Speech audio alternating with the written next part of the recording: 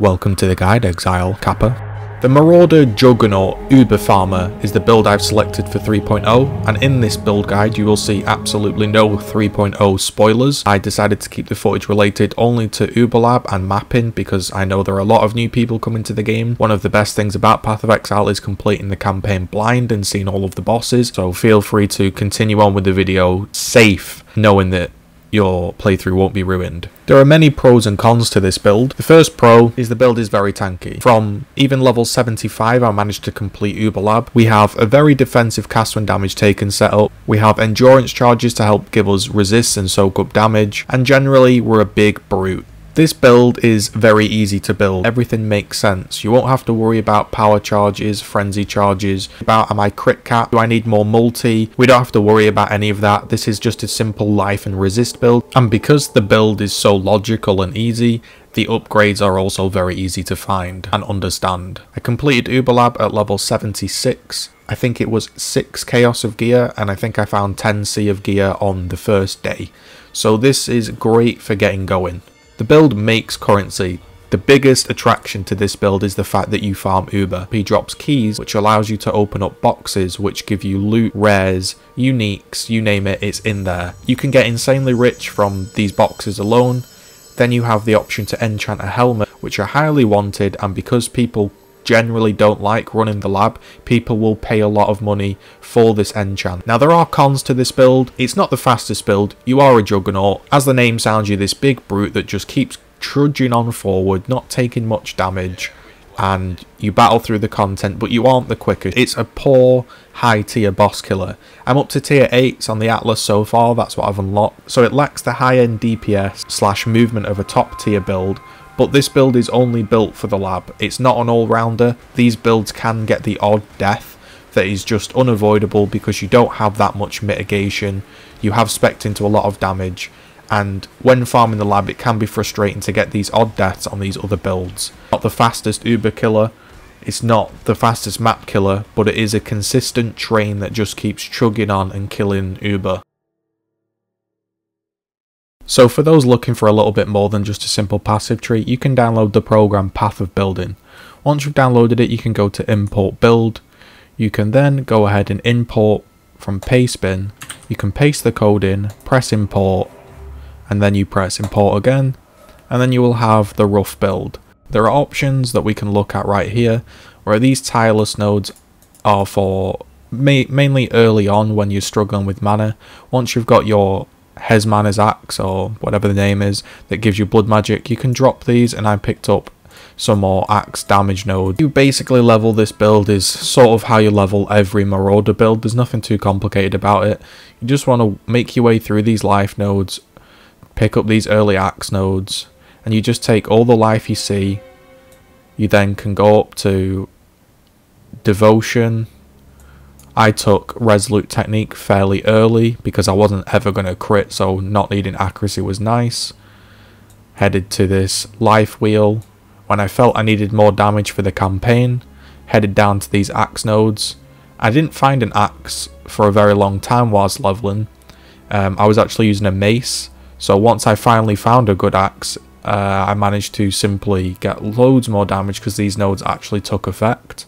So this is sort of, you're hanging around this side of the tree early on, picking up life, picking up a bit of damage. The endurance charges, I didn't get these till basically I felt like I was towards Act 8 or 9, and I needed some physical mitigation. Same for the AoE, I was using Sunder to level, so I didn't really pick up any AoE nodes until I felt it was necessary. After you've filled out this part of the tree, you can take Juggernaut, you can head down here to Bloodless, and you can take Soul of Steel, and then pretty much after that you'll probably be at around the level 50s. You make your way to this area for the sort of end game, and then you start to fill out your endurance charges here and here, and again the way we ascend, we want to go to Unflinching first. That means when you get hit you have a chance to gain an endurance charge, and then the next one is that when you get hit you sometimes can get all your endurance charges, and you get extra reduced elemental damage and more damage for each endurance charge you own. Then you can go ahead and take Unyielding, which gives you damage, and then towards the end of Uber, once you've ascended from Uber, if you've got a chest piece with like 1000 armor, you can take Unbreakable, it doubles your armor, and you can't be stunned, or you can take Unstoppable, it gives you move speed, means you can't be slowed by irritating poison darts or temp chains. It's really up to you. I took Unbreakable. I couldn't think of a better way to do this than simply write down what is needed. You only need one 5-link to farm Uber. That's what I am currently on. I'm trying to 5-link my axe. So what I currently have is a 5-link Earthquake setup and a 1-link Ancestral Warchief, and I managed to kill Uber. So just slowly work on your 2 5-links. Ideally, you're going to want Ancestral Warchief, Added Fire, Melee Fizz, Conk Effect, and faster attacks. And if you get a 6-link, melee damage on full life because your totem is probably going to be full life. For Earthquake, you're going to want melee damage, less duration, so the Earthquake Aftershock happens sooner, Conk Effect, and Fortify, so when you use it you get Fortify. We end up reserving all our mana, so you want Blood Magic, Enduring Cry, and Stone Golem, so you can actually cast the spells, and the separate link has to be Hatred, because you can't link Hatred to Blood Magic, so that just wants to be in a link on its own. For the gloves, you want Blood Magic, Leap Slam, Fortify, and faster attacks, again, so you can actually cast it. And your boots, cast when damage taken, I have it level 9, Vortex, and Feeble, and Determination. Just keep it under the level of cast when damage taken so it will proc.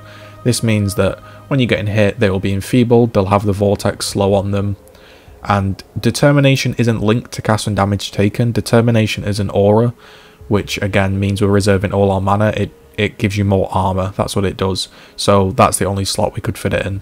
If that was too quick for you, just pause it and have a look.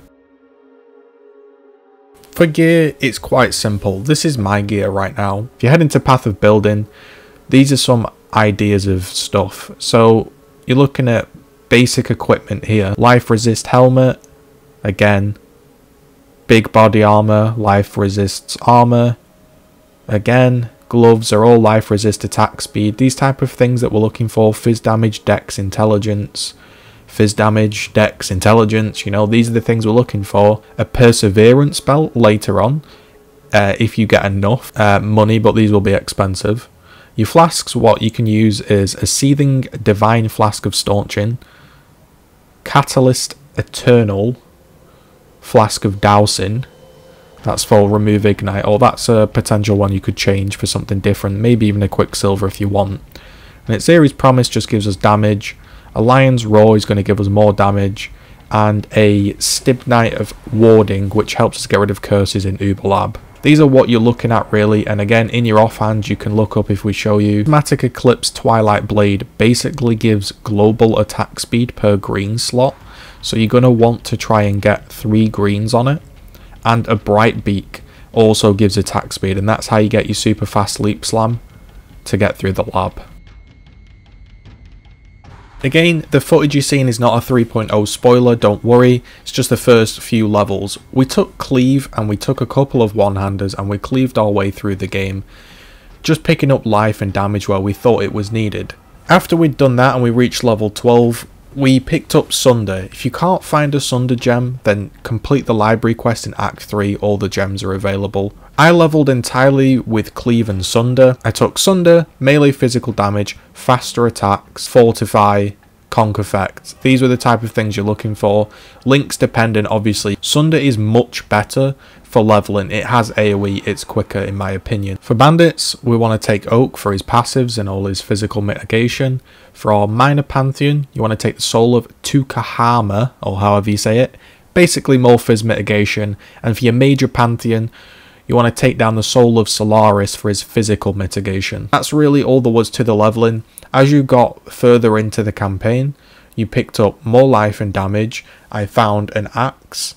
I worked with the axe until I found its damage to fall off, and I then purchased, maybe it was a 1C upgrade, and that really took me to the end of the campaign. It's very simple, there's nothing too complicated, just keep working on the links from previous.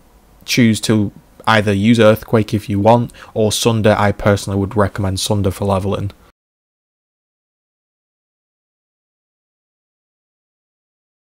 For general tips and conclusions, I'm just going to say a few things. The very first time I did this, I was level 75. I'm missing an entire 5 link on War Chief, which is so much damage. I'd never farmed the lab before, and I didn't really know what I was doing. When you first go in the lab at about level 75 with one 5 link, your room's gonna look like this. You're gonna think to yourself, this build is awful. Not only are my friends clearing maps quicker than me, but I am doing absolutely negative damage, and it's just not working. But you start to realise a few things. You're not actually dying, you just need to commit more. And also, I have no Zeri Flask, no Belt of the Deceiver, no secondary 5 link, no Lion's Roar, and I also hadn't got my Uber Ascendancy, and I also hadn't even got half of the upgrades that would make this build good, and I still killed it and tanked for so long and tanked so much. You'll watch friends go into Uber and get one-shotted. The more you get used to this playstyle, the more comfortable it becomes. I'm already doing much quicker and cleaner lab runs. This looks like a mess, but honestly, I had no idea what I was doing, and my gear is like the absolute lowest possible I've ever killed Uber on. General tips that I've learned since playing this build: always have your stone golem up, and always be putting your totem up because it gives extra damage when you're near it. And the big one is rallying cry. When you're low or you're on a trap, press rallying cry and your life gets boosted up. It's saved me countless times. I'm even looking for an enchant for recovery speed of enduring cry. I just think you might be a little bit underwhelmed the first time you go in the lab, but don't be put off. It's super tanky, it looks like a bit of a shitfest of a room, but the more upgrades we get, the better we get at farming the lab. It does come good, and you do get lots of currency from doing it. So the first time you go in the lab, just expect low damage, because that's what this build is. Just play it smart, use your totems, work on the upgrades we spoke about, and even without all those upgrades you can still do it. Hopefully you've enjoyed this guide. I really worked hard on it throughout this entire league, recording, capturing footage, streaming daily, making daily highlight videos. So if you could please show some support with a comment, a like, whatever you do to support streamers or YouTubers, keep doing it. Thanks for watching, I guess.